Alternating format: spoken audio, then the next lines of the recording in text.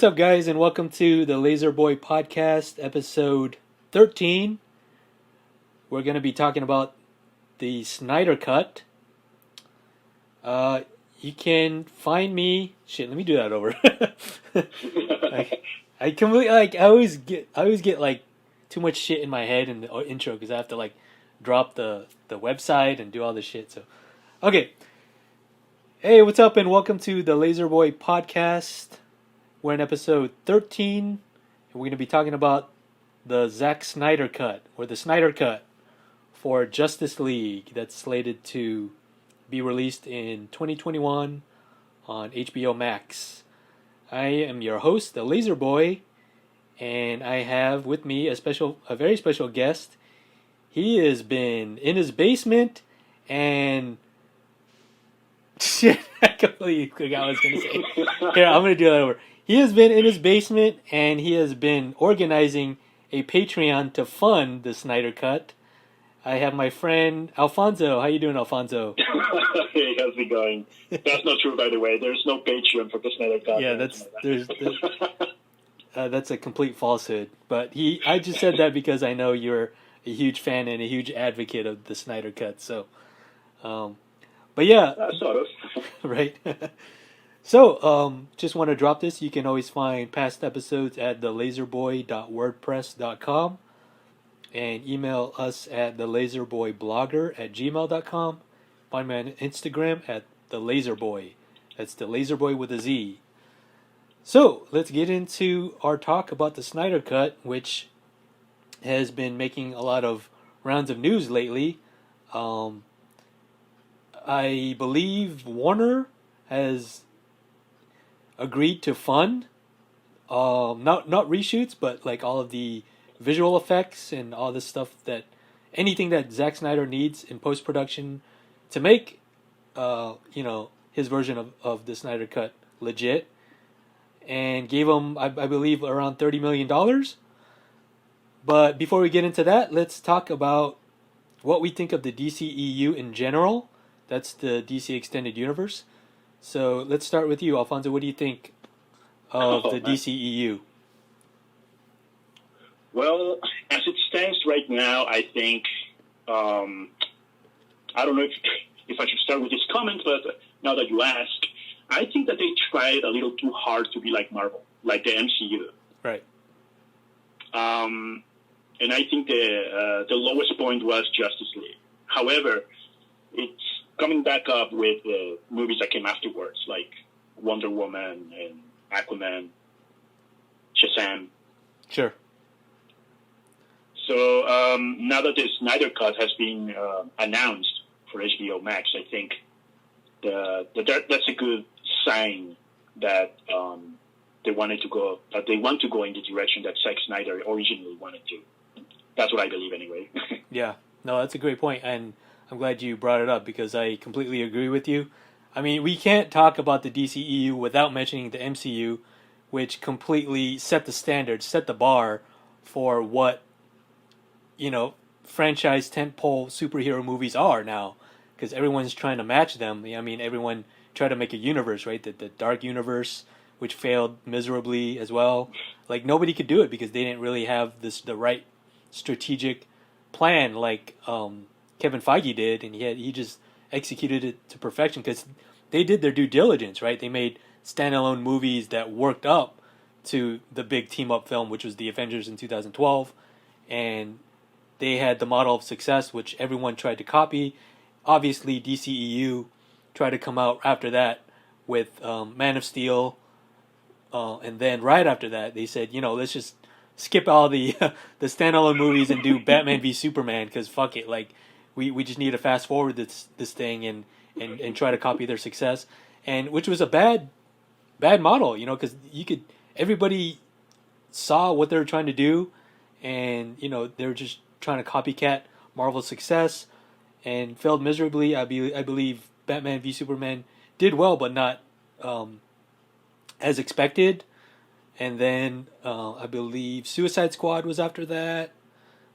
And then they course corrected a bit with Wonder Woman, like you said. I believe did a little bit better with critics and was a step in the right direction. But then Justice League came out the same year in November and was a huge mess. It was a disaster. It was budgeted at $300 million and probably marketed for the same amount, and only made $650 million worldwide, which, I mean, technically broke even, but a film of this magnitude and this fanfare and hype, it needs to make $1 billion to break even. You know what I mean? So Yeah. and it didn't do that, and here we are, and they just keep course correcting, and it's just like try to be consistent. Like Zack Snyder set the tone with Man of Steel, and he said, we're kind of going darker here. Like Superman was this kind of almost depressing movie, and he tried to make it like he tried to distinguish it at least from the MCU by saying, hey, we're going to be a little bit more grittier, we're going to be a bit more darker, and Justice League for me like was too many cooks in the kitchen because Snyder had that horrible tragedy that befall him. But let me ask you this: what did you think of Justice League when it came out? Oh man, I didn't like it. Yeah. I didn't like it at all. Well, I waited for a bit because of personal reasons. I just couldn't go to the theater and watch it there, so I waited until it came out on DVD. Right. I rented it, and I didn't like what I saw. It just didn't feel consistent with everything else. And you could almost tell that the whole thing was, it just didn't belong to Snyder at all. I mean, later on in some posts online, I learned things like, for example, did you watch it at all? I did, yes. You did? Okay. Probably like once or twice. Once or twice. Yeah, I only watched it once. Yeah. And there, if you remember this Russian family, right? Usually in this type of catastrophic movies, there's like the point of view of some civilian.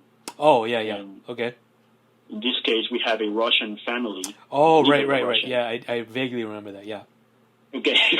Well, it turns out that was not Snyder's idea at all. Mm-hmm. That was something that they planned it in when he had to step out. That's just one of the things that just didn't seem to be fit with the original idea. Sure. It just seemed like they kind of plugged it in last minute, right? Yeah, I was reading an article from the Wall Street Journal that was saying that the executives at the time, they wanted the movie to be lighter.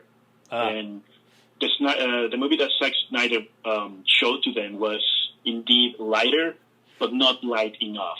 I see. So it seems like as soon as he stepped out, they decided to bring Joss Whedon and they decided to make it a lot lighter, and that's why we had things like Batman cracking up jokes and other things, Right. No. Yeah, and then again, it goes back to the universe.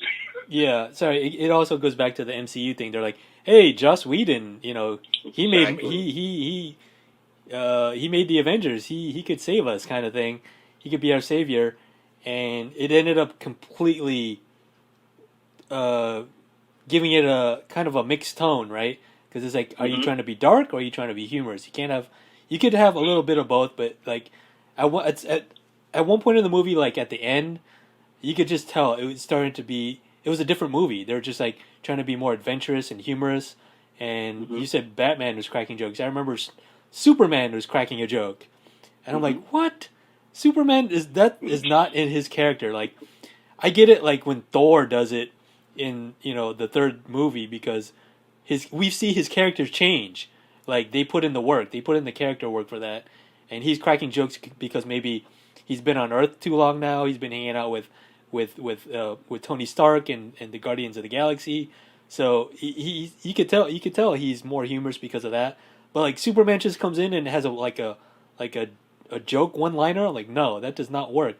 You could just totally tell that's Joss Whedon's idea, and it's completely, the two visions completely clash, and I just like rolled my eyes so hard at that I just couldn't even. Yeah, it's such a mood swing for Superman. I mean, he comes back from the dead, he's angry as hell, and then towards the end of the movie, he's all Yeah. happy. See, one thing. Let me ask you what you think of this after. But I do remember uh, Batman v Superman: Dawn of Justice. Terrible Mhm. title, by the way. But but I do remember seeing it and thinking it's not that great. But at least I said at least the tone was consistent. You know what I mean? You could tell he was Mhm. going for like a darker, heavier kind of movie, and Mhm. at least he stuck with that.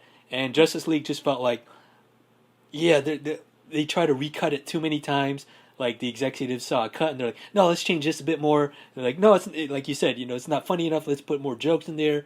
And then it just felt like so inconsistent. You know what I mean? But Yeah. what did you think of Dawn of Justice? I thought it was unusual. Yeah. I thought it was unusual, but I personally liked it. Yet I could see that it wasn't. It was a good comic book movie because I knew that the fans that will actually know a lot about the characters will understand it. They will get it, even though a lot of those things a lot of the things that happen in the movie that are not shown in the movie are implied. Like you see the thought and then the result, but you don't see the process. Right. It's something that happens with the editing there, and I believe how many hours did he have? Like 3 or 4 hours that he gave to the editors before they actually got it. Well, that It was movie quite was it was quite a lot of footage. okay.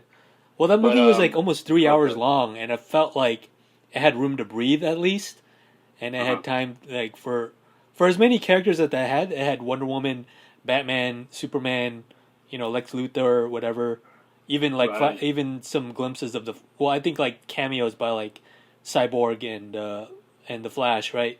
And even Exactly. Yeah. Aquaman, just like little quick like teasers, right? But like Mm-hmm. they had room for those characters to breathe at least. And in Justice League, you're juggling five major characters, six if you Yeah. count Superman at the end. I got to mention to our audience, we're going to be spoiling Justice League, the theatrical cut. So that should have been obvious. If you're listening to this, please go watch Justice League and tune back in. But yeah, for a movie that has six major characters, the movie is only 2 hours long. That's with the end credits, so it's about Mm-hmm. hour and 50 minutes long. I could see that the executives in Warner trying to make it light and breezy, but again, this movie needs to be 3 hours long, and you cut it down to an hour and 50 minutes. Mm-hmm. That's not gonna do it justice. Uh, pun no pun intended right Pretty there. justice. Yeah, but anyway, so Yeah. you That have was one anything of the else to add to requirements, that? by Or? the way. The CEO specifically said, "I want the movie to be less than 2 hours long." Is that what he said? Yeah. Okay. Started by the Wall Street Journal. Yeah, right. So as I mentioned before, Zack Snyder had to step away for I believe his daughter passed away tragically from a suicide, and he had to step away and be with his family, and then Joss Whedon stepped in. So, but I believe during all this, in between all this, after his family processed everything and grieved and mourned the death of his daughter, he got back into the editing room and he had his own cut. And at some point, we got some tweets from like Henry Cavill and Ben Affleck saying like release the Snyder cut.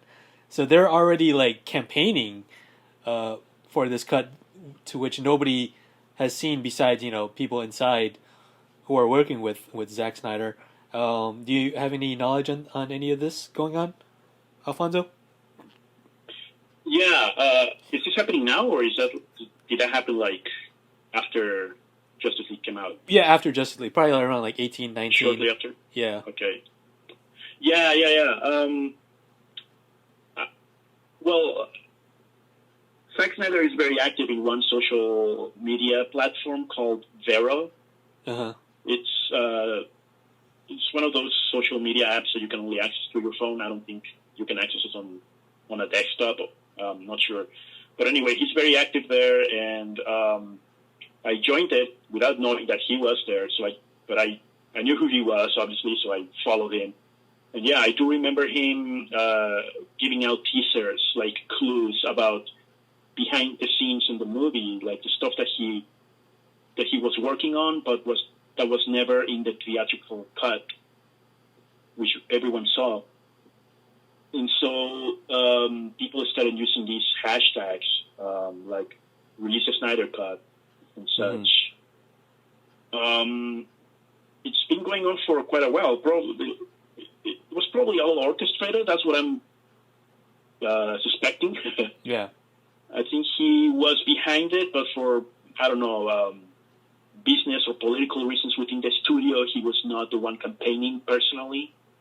Like, it was always other people besides the actors like Henry Cavill and Gal Gadot. There's also, for example, this user who goes by Fiona Chung. She is from China, and every time she talks about Zack Snyder, she refers to him as boss. I have no idea what she's... and Zack Snyder knows her, apparently, personally. Yeah.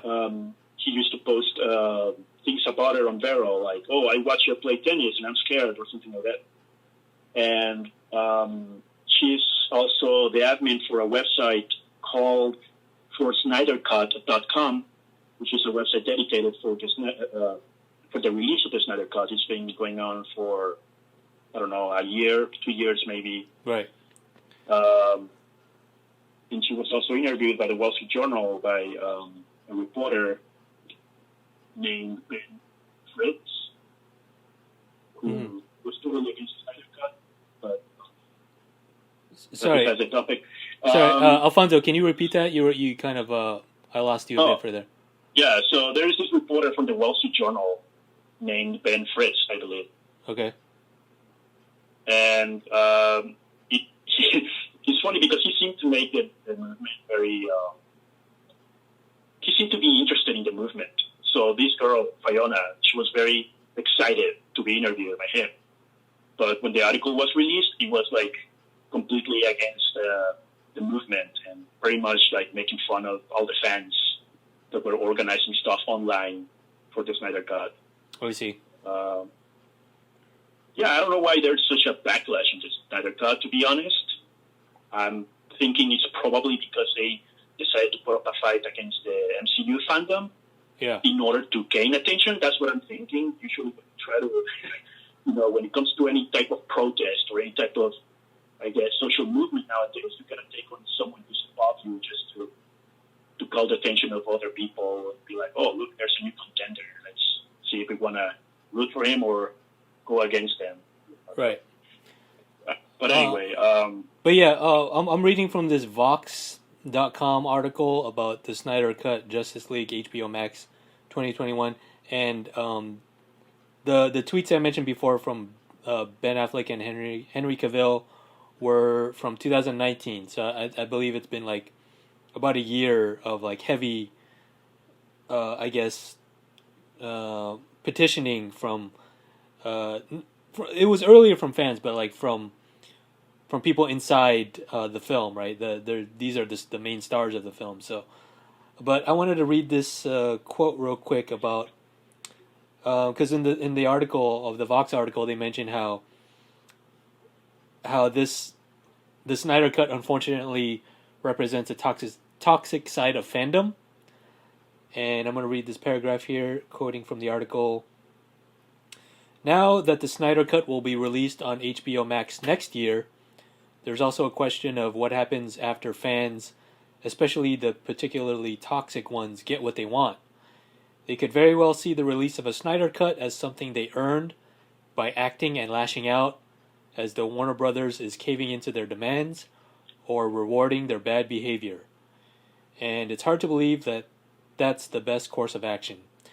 Yeah, it's crazy that they're actually going through with this now, because I thought it was just going to be something that we're going to talk about all the time until the next iteration of Justice League or the next Superman or Batman movie comes out. But I guess it's actually coming to fruition now, and I could see that it is a bad side of fandom. That's they're pretty much caving into their demands.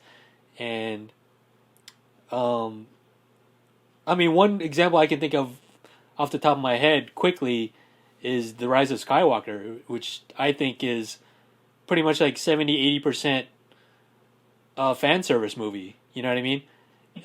Because it is. I mean, it's like The Last Jedi was got such negative backlash that they're like, hey, we're losing our fans here, even if the majority of like critics praise that movie, but a lot of fans, I guess, were saying it's not really Star Wars, and I don't want to get into specifics, but I feel like The Rise of Skywalker was completely fan service. I don't know what you did. Did you think? I mean, I liked it. It was a good adventurous movie, but at the same time, like all those bold themes and choices that they made in The Last Jedi, they completely like reticent and said, "Hey, oh no, that didn't really happen. Did this happen instead?" It's like they course corrected a lot of that movie. So I don't know. Have you seen The Rise of Skywalker yet, Alfonso? Not yet. You haven't seen it. Okay. I want to rent it, but before I do that, I want to watch the other movies as well. I mean, I've basically seen all the Star Wars movies except the Rise of Skywalker. You don't need to see anything else besides The Last Jedi. No, but I mean, it's something that I wanted to do originally every year. Okay. And I pretty much skipped a year already, so now that we're in quarantine, I might as well, Yeah. Well, I just mentioned that as an example is because it's been happening already. So, What do you think about? Yeah. What do you think it is toxic fandom, and what are your thoughts on that? For Star Wars? No, for I just used Star Wars as an example. Well, when it comes to the movement for this release, the Snydercut movement, I honestly didn't see any toxicity. Yeah. I saw toxicity from people against the movement, and specifically outlets. Some like articles talking crap on the Snydercut movement, making fun of people and like just insisting that it didn't exist, that they had sources. But honestly, I didn't see anybody. Honestly, I can't think of any sort of bullying from people from the Snyder Cut. Yeah. I saw them very defensive, and I saw some counter-attack posts. Yeah. Against especially Marvel fans, but that was like that was some sort of self-defense, I guess. And this is on Twitter, by the way, where everybody puts up a fight every once in a while. Sure. Yeah, I don't know. I mean, I honestly don't think they were toxic, and because I just don't remember any instances and situations. And actually, most of the bullying for the Snyder Cut was, again, from news outlets. I didn't really see like one army going against the other on any social media platform. I mean, you see the casual comments every once in a while, but it's always the same thing, like, haha, you want the Snyder Cut, you lose Snyder Cut. Yeah.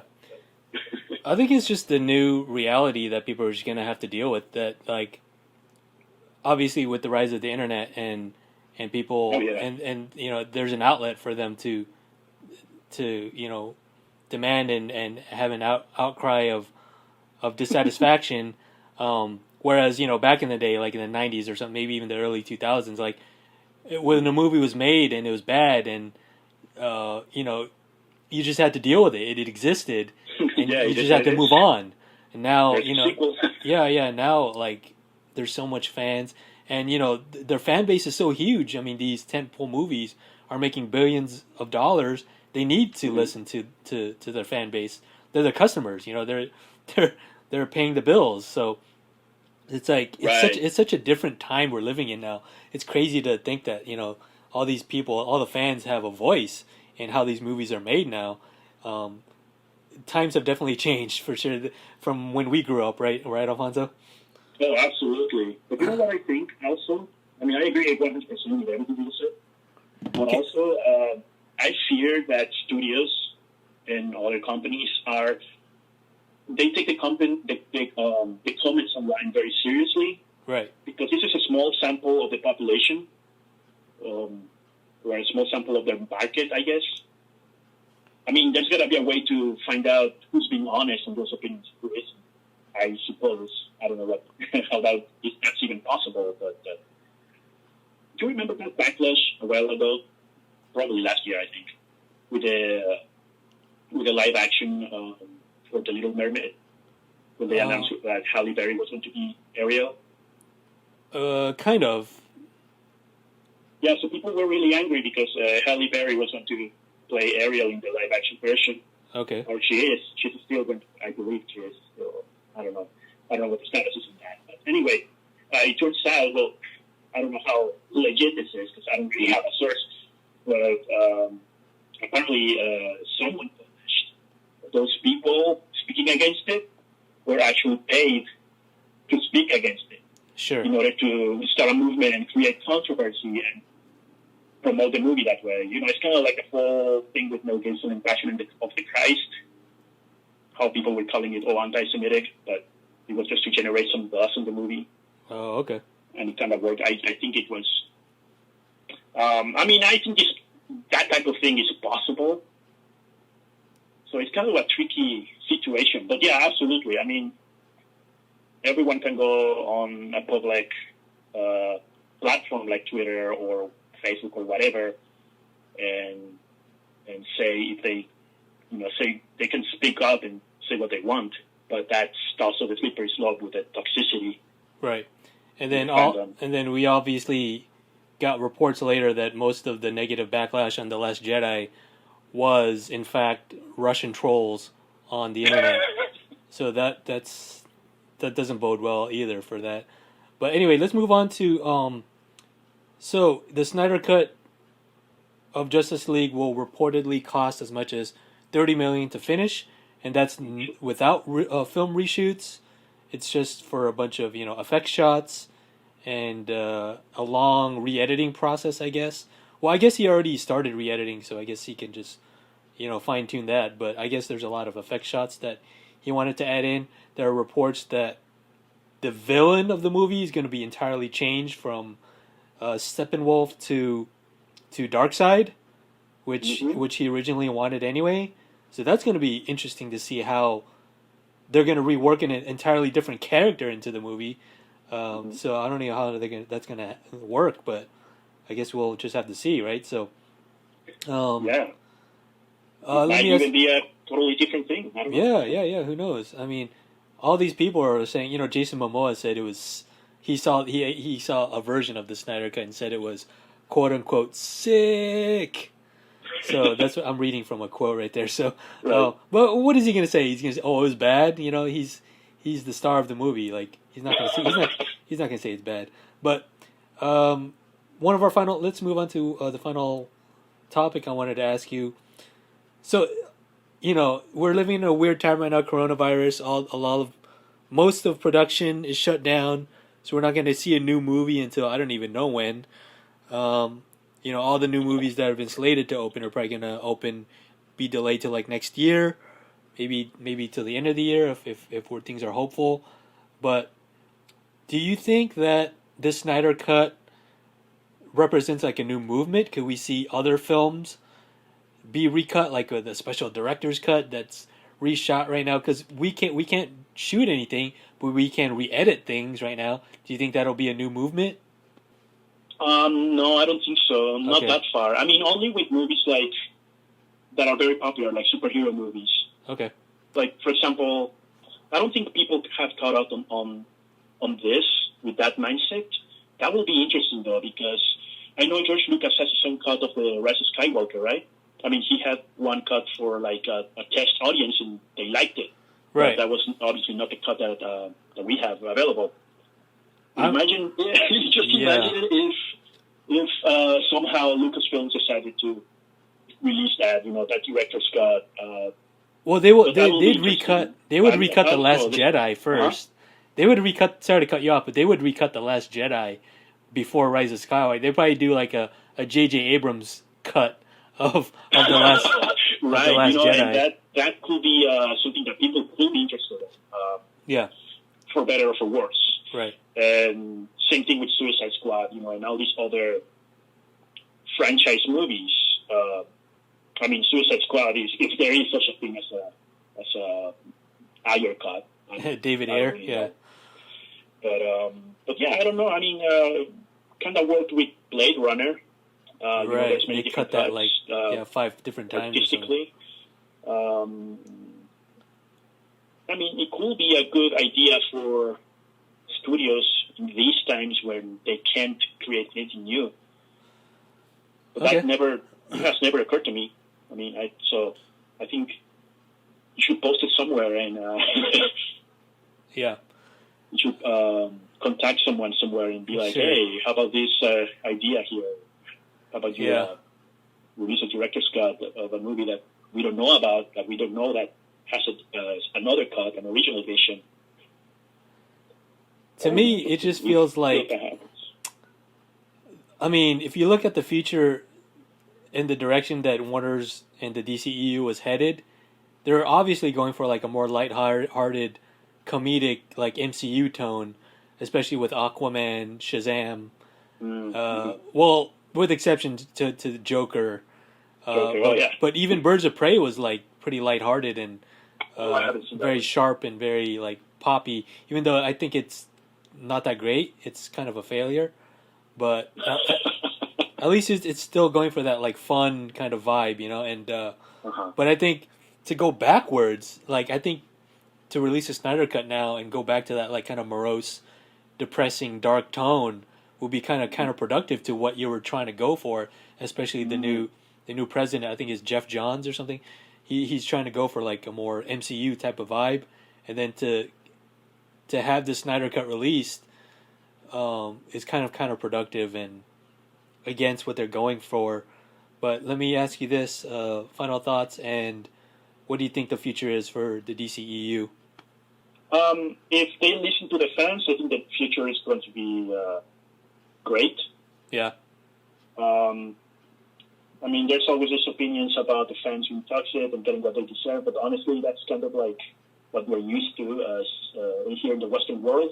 You know, sure. You don't like something, you say it, and you demand what you want. But you know, you either cater to the audience or lose money. So I think that if they keep that in mind, you know, they keep in mind to listen to the fans and satisfy the demand, then they will be fine. Marvel doesn't have a problem satisfying their audience, so WB has to pay close attention to what they're doing.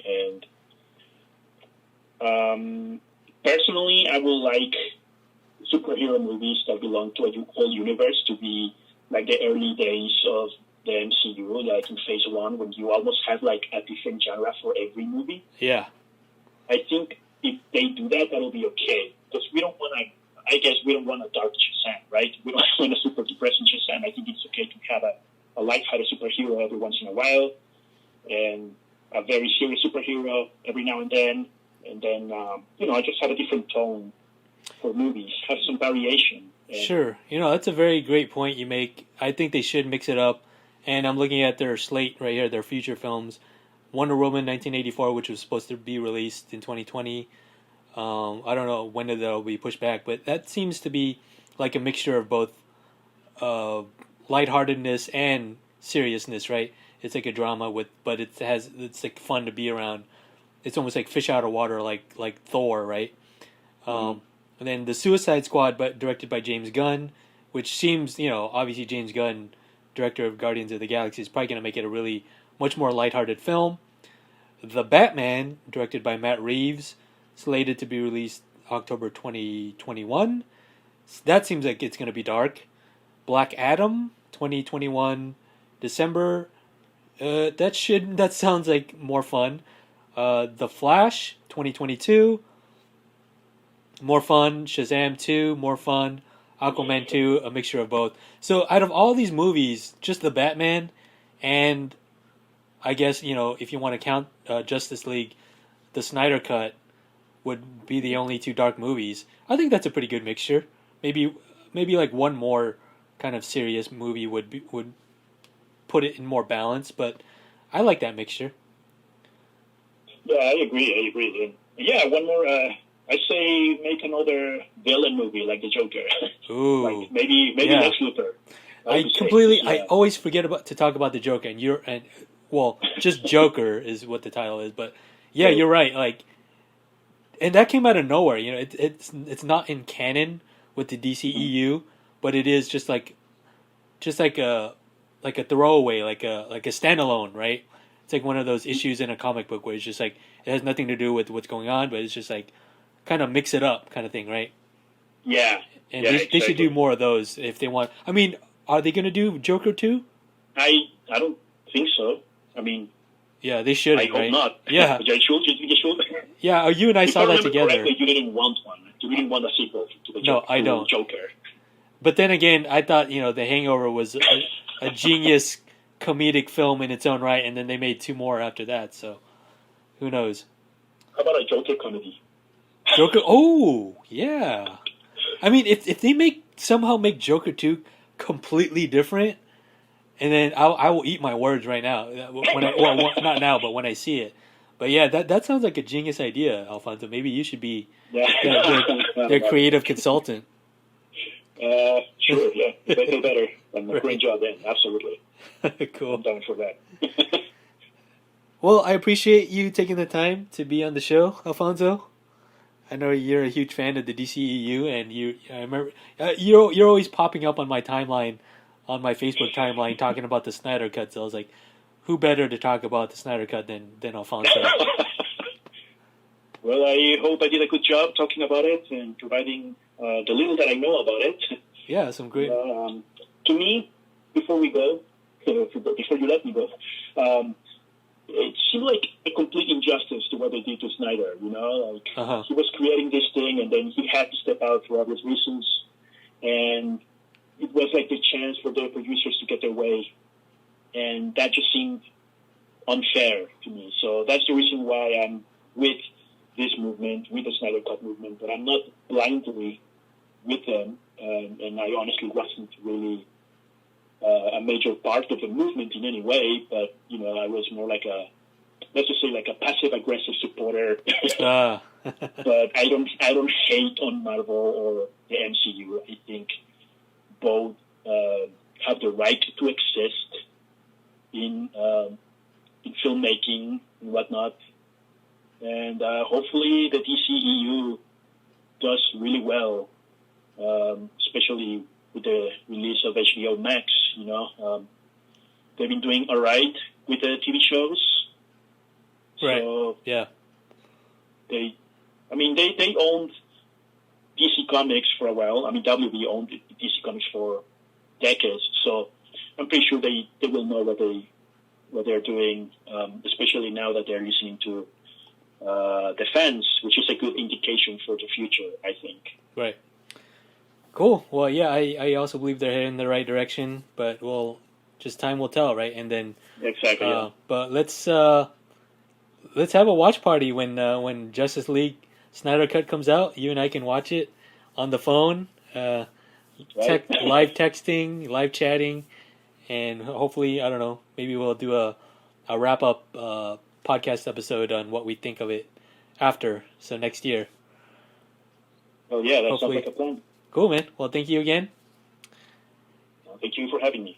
And thank you guys for listening. You can listen to more episodes at thelazerboy.wordpress.com. Email me at thelazerboyblogger@gmail.com. Thanks again for listening, guys, and we'll see you next time.